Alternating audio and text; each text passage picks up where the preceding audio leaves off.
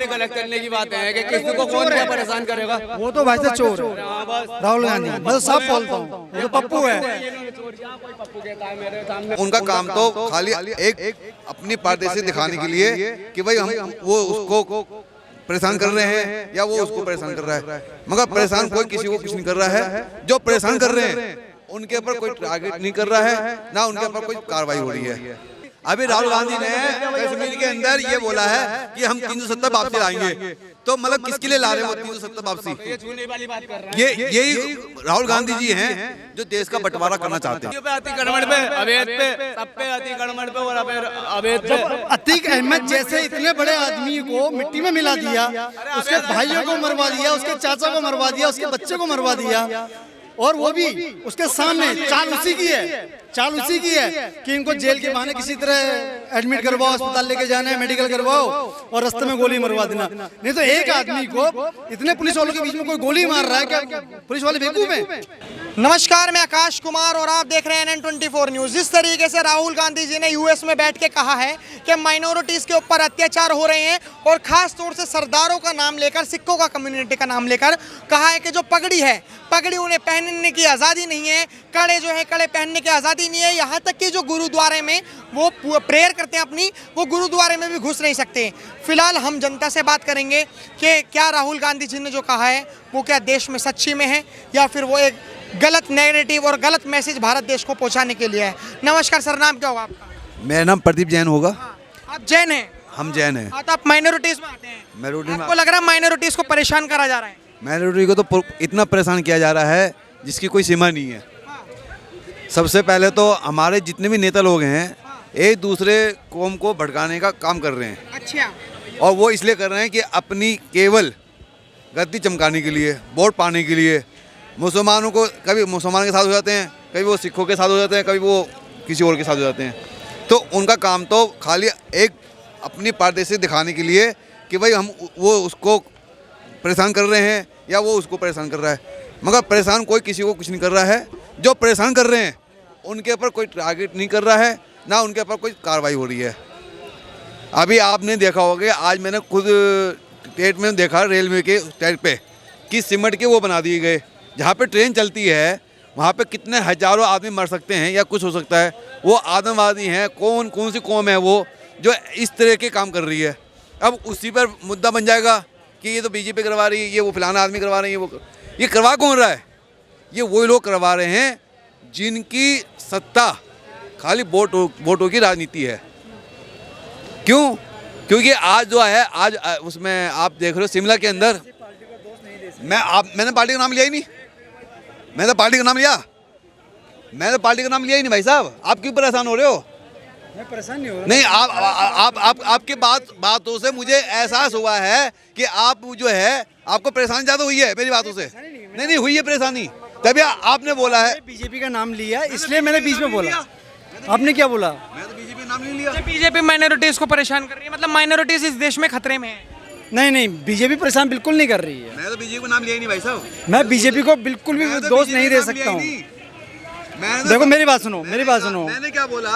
मैंने बोला कि आज जो है लोगों 30 साल हो गए रहते हुए, 30 साल दिल्ली में रहते हुए हो गए हैं। 30 साल दिल्ली में, आपको तो 30 साल दिल्ली में रहते हुए हो गए। मेरा जन्म दिल्ली का ही है। तो आपका जन्म दिल्ली में हो, ठीक है, अच्छी बात है।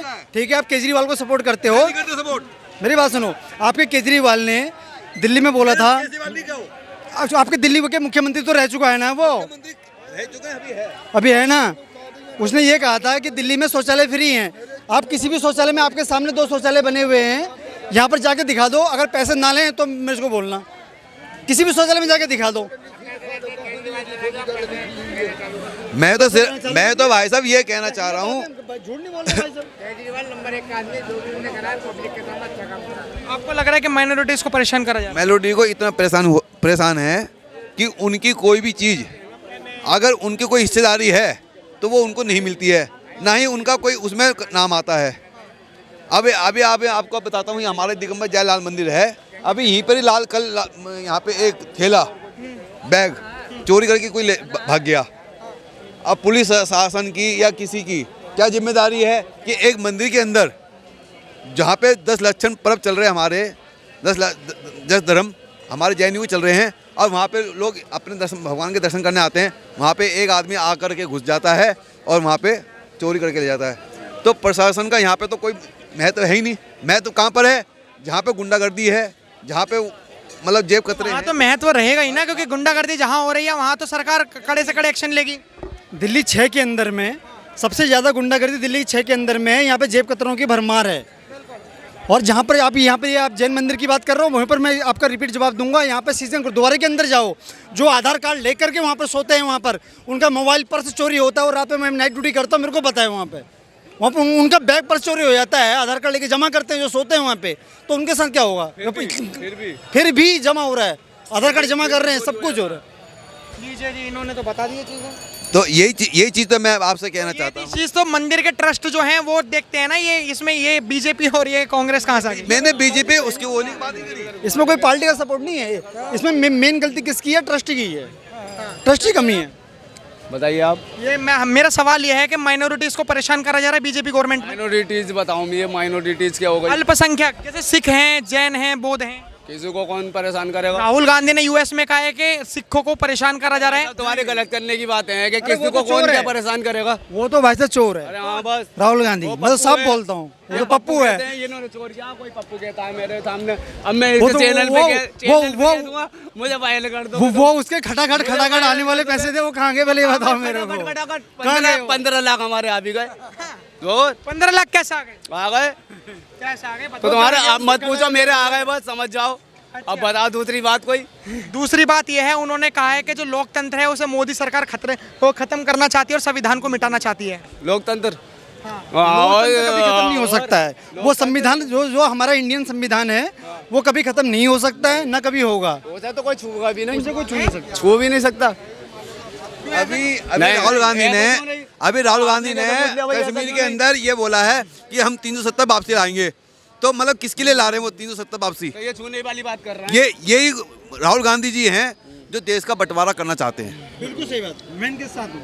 मैं ये कहना चाहता हूँ, जो राहुल गांधी जी कहते हैं जो सरदारों को परेशान किया जा रहा है या किसी को परेशान कर रहे हैं, राहुल गांधी जी सबको परेशान कर रहे हैं इस मामले में। परेशान और करके रख दिया। शिमला के अंदर अभी शिमला के इन सारे सवालों को एक जवाब दे देता हूँ आपको।